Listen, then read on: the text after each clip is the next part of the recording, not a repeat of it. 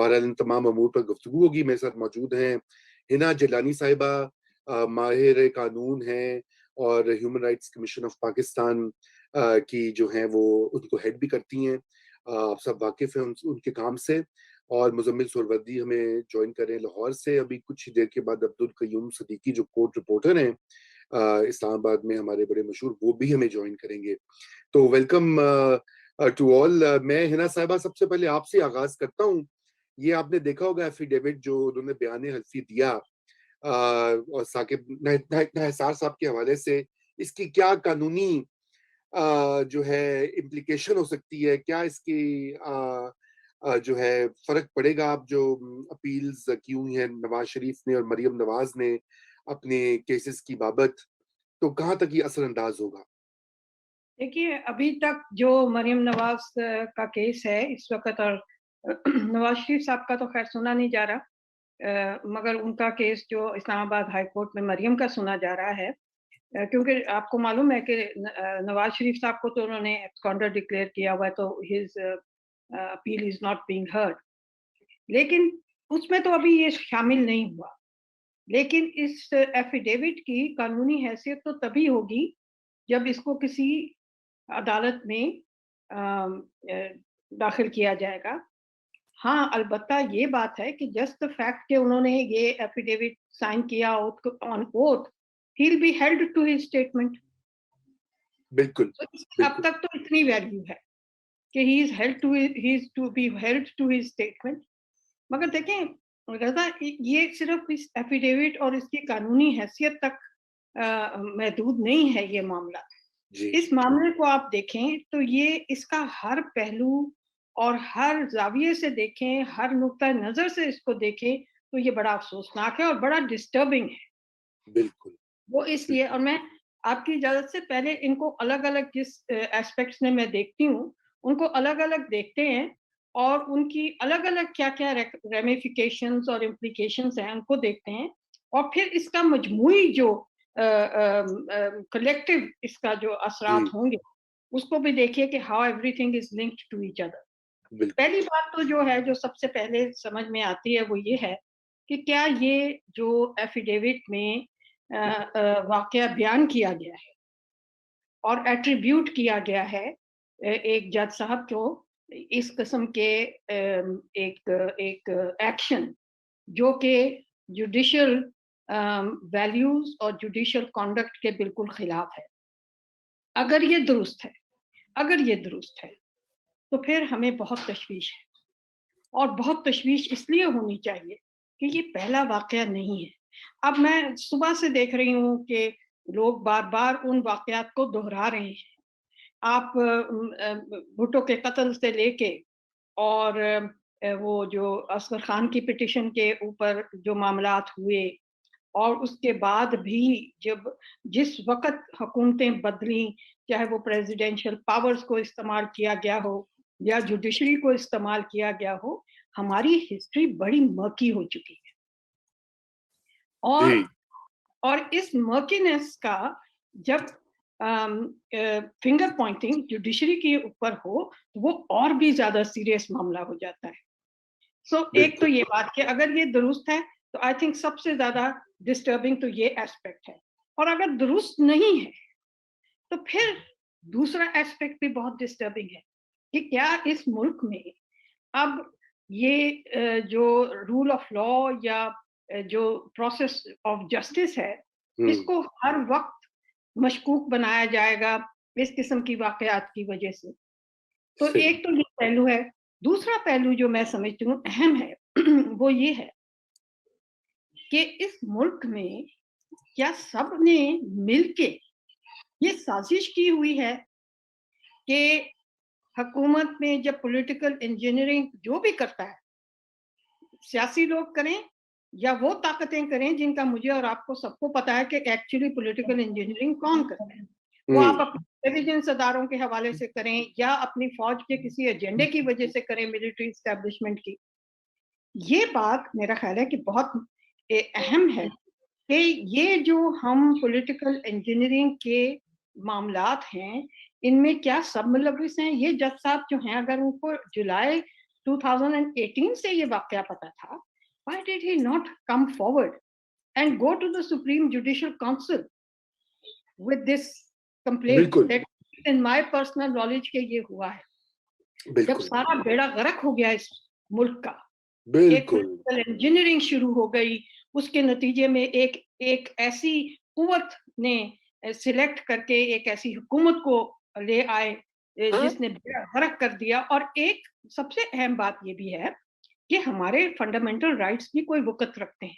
बिल्कुल एक शख्स और एक पार्टी की जो पूरी फ्रीडम्स हैं और लिबर्टी है, आपने उसको डिस्ट्रॉय कर दिया, उस बंदे को डिस्क्वालीफाई करके.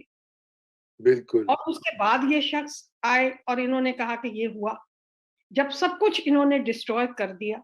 सो ये चीजें मेरा ख्याल है हमें देखनी चाहिए. तीसरा जो पहलू है वो सबसे अहम है, वो ये है कि भाई साहब एक एफिडेविट आया, एक शख्स ने एक इंफॉर्मेशन एक्सपोज की, जो भी उसकी मोटिवेशन थी, प्रेस के लिए ये एक खबर है और हाँ जी हमारा राइट टू इंफॉर्मेशन है जो कि वो पूरा कर रहे हैं प्रेस वाले.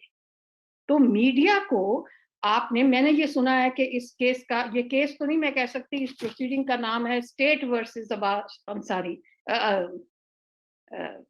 ये जो हमारे journalist Ansar Abbasi Ansar Abbasi. Now, state versus Ansar Abbasi, you are shooting the messenger. बिल्कुल बिल्कुल हाँ, अंसार अब्बासी एक जर्नलिस्ट हैं, उनको एक खबर मिली है, एक्सपोजर किसी ने किया है, वो दुरुस्त है या नहीं है, उसके अंदर मुलव्विस कौन कौन है. सबसे ज्यादा तशवीश जुडिशरी को इस एस्पेक्ट की होनी चाहिए, इस एस्पेक्ट की नहीं कि इसको एक्सपोज क्यों किया है. So I, with due respect, I think this particular procedure, if it is being named as state versus Ansar Abbasi, it is shooting the messenger. बिल्कुल, बहुत जबरदस्त आपने सारे पहलुओं के ऊपर रोशनी डाली है. हिना साहबा, मैं दोबारा भी आपकी तरफ मजीद क्वेश्चंस लेके आते हैं. मुजम्मिल साहब से मैं पूछता हूँ, मुजम्मिल साहब, इसकी टाइमिंग और इसकी जो सियासी अहमियत है उसके ऊपर भी जरा थोड़ा सा रोशनी डालिए. सियासी और टाइमिंग पे मैं बात करने से पहले थोड़ा हिना जिलानी साहबा से बात और पूछना भी चाहूंगा अपनी बात में. देखिए, हमने अक्सर देखा है कि सुप्रीम कोर्ट से भी केस वापस ट्रायल कोर्ट को रिमांड हो जाता है जब उसमें कोई फ्रेश एविडेंस आ जाए, कोई नई चीज आ जाए, तो सुप्रीम कोर्ट जो है वो उसको रिमांड कर देती है ट्रायल कोर्ट को कि ये एविडेंस भी देखकर दोबारा फैसला किया जाए. और ये कोई अनहोनी बात नहीं है कि हाई कोर्ट से अपील में केस रिमांड हो जाता है, सुप्रीम कोर्ट से केस रिमांड वापस ट्रायल कोर्ट को हो जाता है कि आप ये एविडेंस भी इसमें ला के देखें. क्योंकि अगर कोई एविडेंस लेटर स्टेज पे भी आ गई है और उसका मुल्जिम को फायदा होता है या मुद्दई को फायदा होता है, तो उसको रीट्रायल के लिए भी ये ऑप्शन मौजूद है. और मैं समझता हूँ कि नवाज शरीफ, ये तीसरी गवाही है जो नवाज शरीफ साहब के हक में आई है. पहली जज अरशद मलिक की थी, फिर शौकत सिद्दीकी साहब ने बयान दिया, वो भी अदालत का हिस्सा है. अरशद मलिक साहब की जो वीडियो है वो भी अदालती रिकॉर्ड का हिस्सा है. और मेरे ख्याल में इस 17 को जब हेयरिंग होगी तो ये भी, वो अगर उन्होंने शौकत सिद्दीकी साहब का एफिडेविट लगा दिया है तो वो ये भी लगा देंगे साथ, मरियम अपनी पिटिशन के साथ. लेकिन सवाल ये है कि now this is the fit case for retrial.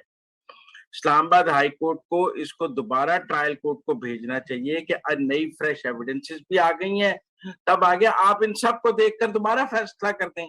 और ये को पाकिस्तान में पहली दफा तो होना नहीं है, सैकड़ों क्या हजारों प्रेसिडेंट्स निकल आएंगे रीट्रायल के यहाँ पे और नई फ्रेश एविडेंस को अडॉप्ट करने के और इस सब के.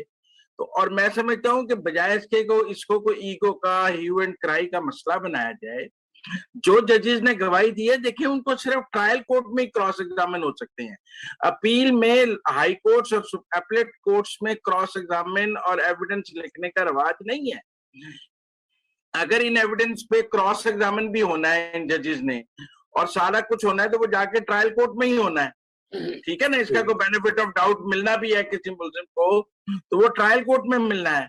तो एक तो मैं समझता हूँ कि इसको वापस ट्रायल कोर्ट को भेजने के लिए नवाज शरीफ ने सफिशिएंट ग्राउंड मुहैया की है मेरे ख्याल में कि अदालत को, और इसको بغیر کسی لہت و لال کے انہیں اس کو اس پر کیوں وہ اسلام آباد ہائی کورٹ میں چلائی جا رہے ہیں؟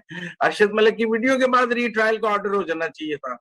جب آپ نے ارشد ملک کو اس پہ نکال دیا, اس کو سزا دے دی, نوکری سے نکال دیا, تو آپ کو ٹرائل بھی ری ٹرائل کی طرف بھیج دینا چاہیے تھا جس بنیاد پہ اسے نکالا ہے. اسی طرح شوکت صدیقی صاحب کے بعد بھی. اور اگر زیادہ بات ہے اور یہ اعلیٰ عدلیہ کے ججز ہیں, یہ ٹرائل کورٹ میں خود کو کراس ایگزامن آپ سمجھتے ہیں ان کو کرانے سے روایت غلط ہوگی, تو آپ ایک کمیشن بنا لیں. کمیشن صرف نواز شریف کے اوپر ہی بن سکتا ہے, وہ ان ججز کی ایویڈنس ریکارڈ کر لے. یا ہینا جیلانی صاحبہ بتا دیں گے روز لوکل کمیشن ایویڈنسز ریکارڈ نہیں کرتے, جرا نہیں ہوتی وہ کہ ان کے اوپر لوکل کمیشن کے سامنے وہ لکھ کر عدالت کو دیتے نہیں ہیں. اس کا بھی لیگل راستہ موجود ہے, کمیشن بنا لیں اور یہ ساری ایویڈنسز ریکارڈ ہونی چاہیے, اور ان کو سب پہ اس کے بعد ان پر ڈیو لیگل پروسیس کے بعد ان پر فیصلہ ہونا چاہیے. باقی جہاں تک ٹائمنگ کی بات ہے, میں پولیٹیکل ٹائمنگ کی بات آپ چھوڑیں, لیگل ٹائمنگ اس کی اس لیے اہم ہے کہ ان کی اپیل رائپ ہو رہی ہے. ریجیکٹ ہو جائے گی تو وہ کیا کریں گے, سزائیں بحال ہو جائیں گی مریم کی. دس از دا بیسٹ ٹائم کہ وہ اپنے حق میں جو بھی کوئی گواہی ان کے پاس ہے اس کو کورٹ کے سامنے لے کے آئے, تاکہ وہ ان کو اپیل میں اس کا بینیفٹ مل سکے, کوئی ری ٹرائل مل سکے یا اپیل ایکسیپٹ ہو سکے. اس لیے اس کی لیگل ٹائمنگ تو بیسٹ ٹائمنگ ہے. کسی بھی ملزم کے پاس اس سے بہترین موقع کیا ہو سکتا ہے کہ وہ اپنی اپیل کے موقع پہ شہادت پیش کر لے, نئی شہادتیں لا کے کہ جی میرا مقدمہ سنیں ان شہادتوں کی بنیاد پہ. اب جہاں تک آپ پولیٹیکل ٹائمنگ کی بات کر رہے ہیں, مجھے تو سمجھ نہیں آتی کہ حکومت اس میں فری کیوں ہے. یہ ایک ملزم اور عدالت کا معاملہ ہے. ایک ملزم ہے اور ایک عدالت ہے. ملزم اپنی بے گناہی کے مختلف ثبوت سچے یا جھوٹے عدالت میں جمع کرا رہا ہے. عدالت کا کام ہے ان ثبوتوں کی بنیاد پر یا تو کہ تیرے سارے ثبوت جھوٹے ہیں, تیری سزا پاک ہے, تجھے مزید سزا بڑھا دیتے ہیں ہم تیری, یا تو نے جھوٹے ثبوت یا ان ثبوتوں کی بنیاد پر اس کو رہا کرتے, بری کرتے, تو ہی کام ہے عدالت کے پاس کرنے کے لیے. یہ حکومت کہاں ہے بیچ میں؟ Y state versus Ansar Bachi, where is the state? State کا اس میں رول کیا ہے؟ یہ ملزم اور عدالت کا معاملہ ہے. اٹس بٹوین, مطلب میں کسی مقدمے میں ایکیوز ہوں تو زیادہ سے زیادہ پروسیکیوشن ہے. پروسیکیوشن بھی اسٹیٹ نہیں ہے, نیب ہے پروسیکیوٹر, اور نیب خود مختار ادارہ ہے. اگر ان کو نواز شریف کے خلاف کسی نے کراس ایگزامن بھی کرنا ہے تو ایڈوکیٹ جنرل یا اٹارنی جنرل نے تو نہیں کرنا,